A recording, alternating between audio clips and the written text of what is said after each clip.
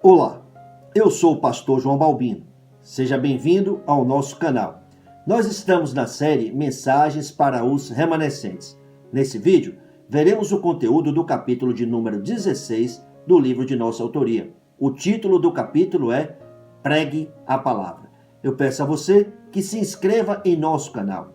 Peço que deixe o seu like, deixe o seu comentário e também compartilhe esse e os demais vídeos que temos publicado com outras pessoas. Vamos para o vídeo da mensagem.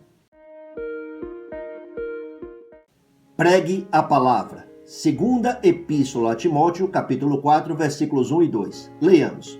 Na presença de Deus e de Cristo Jesus, que há de julgar os vivos e os mortos, por sua manifestação e por seu reino, eu o exorto solenemente.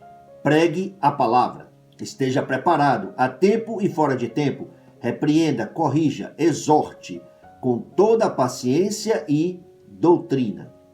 Timóteo e também todos os discípulos evangelistas que o sucederiam deveriam acatar com grande zelo a exortação do apóstolo Paulo, cujo tópico central é a pregação da palavra. Paulo disse: pregue a palavra. Pregue a mensagem de Deus para os seres humanos. Pregue o Evangelho. Muitos têm se levantado para pregar sobre temas diversos, em nome de Deus. Inclusive, alguns pretensamente afirmando estarem pregando o Evangelho, mas não é o Evangelho bíblico que pregam. Dizem que pregam o Evangelho, mas ignoram o problema fundamental do ser humano. Ignoram a gravidade do problema do pecado. Ignoram as nefastas consequências do problema do Gênesis 3. Afirmam que pregam o Evangelho, mas não proclamam o Evangelho de Deus, que trata exclusivamente do descendente da mulher, que é Cristo, que se manifestou para destruir as obras do diabo, conforme Gênesis 3,15, Mateus 16,16, 1 de João, capítulo 3, versículo 8. Afirmam que pregam o Evangelho, mas não proclamam o Evangelho de Deus acerca de seu Filho, que é o poder de Deus para a salvação de todo aquele que crê, conforme Romanos, capítulo 1, versículo 16. Afirmam que pregam o Evangelho, mas não é o Evangelho do reino de Deus, que trata do senhorio absoluto de Jesus Cristo sobre tudo, todos e todas as coisas, que trata dos direitos de Jesus Cristo sobre a vida de seus redimidos. Afirmam que pregam o Evangelho, mas perderam o Evangelho. Então, dão o que tem: ensino moral, filosofia, autoajuda, ensinam como fazer dinheiro na igreja, como chegar a ter uma Mercedes, um BMW ou um avião por meio de Jesus Cristo, esse tipo de ensino.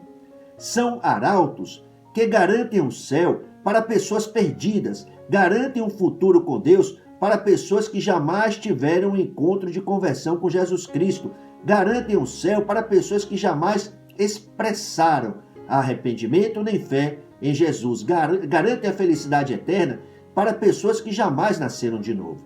Em João, capítulo 3, versículo 3, a Bíblia documenta as palavras de Jesus que declarou: digo-lhes a verdade, ninguém pode ver o reino de Deus se não nascer de novo.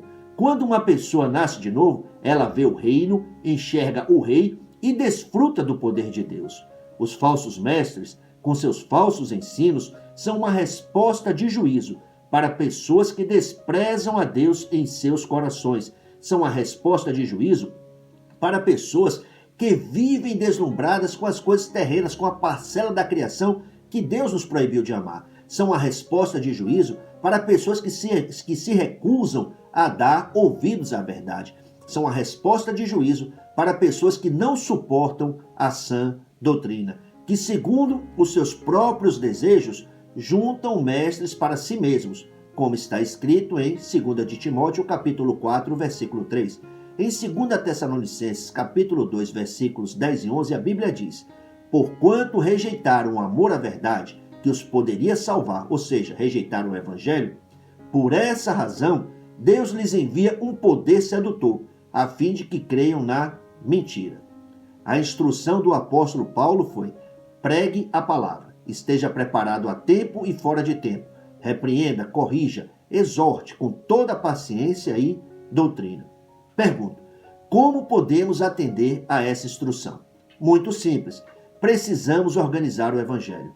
Como podemos organizar o Evangelho? Depois que uma pessoa responde ao Evangelho com fé, precisa apenas de continuidade para organizar a mensagem. Ou seja, precisa seguir ouvindo, lendo, praticando e proclamando o Evangelho. Para termos o Evangelho organizado, nós precisamos entender bem esses 14 pontos. Número 1, o homem original, o eu original.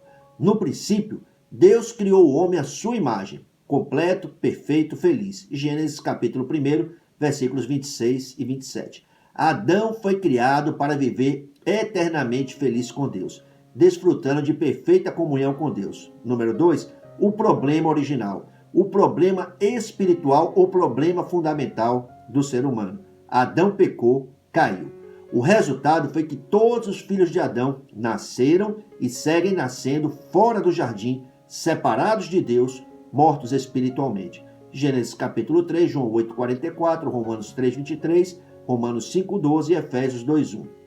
E se tratando de resolver o problema espiritual, todos os esforços humanos são inúteis. Não podemos salvar a nós mesmos. É impossível construir escada para o céu. Ponto número 3, o Evangelho original. O Senhor Deus declarou à serpente: porém inimizade entre você e a mulher, entre a sua descendência e o descendente dela. Este lhe ferirá a cabeça e você lhe ferirá o calcanhar. Gênesis capítulo 3, versículos 14 e 15.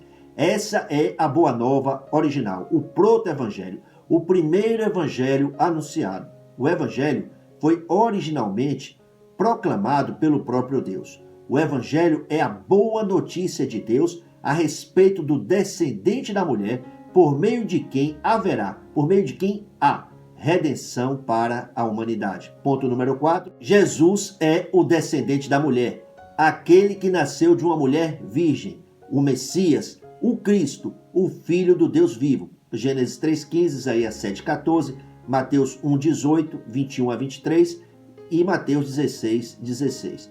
Jesus é o Cristo, o Messias, a resposta e a solução de Deus para todos os problemas da humanidade. O Cristo é a maior resposta da vida. Ponto número 5. O Cristo veio ao mundo como homem. A palavra se fez carne, foi à cruz, morreu e resolveu completamente o problema do pecado. Cumpriu tudo, resolveu tudo, está consumado. Isaías 53,5, João 1,14, João 19,30. Ponto número 6. O Cristo feriu a cabeça da serpente, quebrantou totalmente as obras do diabo. Gênesis 3,15, 1 de João, capítulo 3, versículo 8. Ponto número 7. Jesus Cristo ressuscitou. A ressurreição de Jesus Cristo é o alicerce da nossa esperança e a certeza da nossa vitória final. A Bíblia diz: mas de fato Cristo ressuscitou dentre os mortos, sendo as primícias dentre aqueles que dormiram. Graças a Deus que nos dá a vitória por meio de nosso Senhor Jesus Cristo. 1 de Coríntios, capítulo 15, versículos 20 e 57. Ponto número 8. Jesus Cristo reina. Nosso amado Senhor foi exaltado para o trono do universo. Disse Jesus: foi-me dada toda a autoridade no céu e na terra. Mateus 28, 18. O nome de Jesus é o nome acima de todo nome. Filipenses 2,9. Jesus Cristo é verdadeiro rei. Ponto número 9. Em Cristo temos a bênção de Emanuel. O Deus Todo-Poderoso está perfeitamente junto conosco. Isaías 7,14, Mateus 28, 20. Ponto número 10.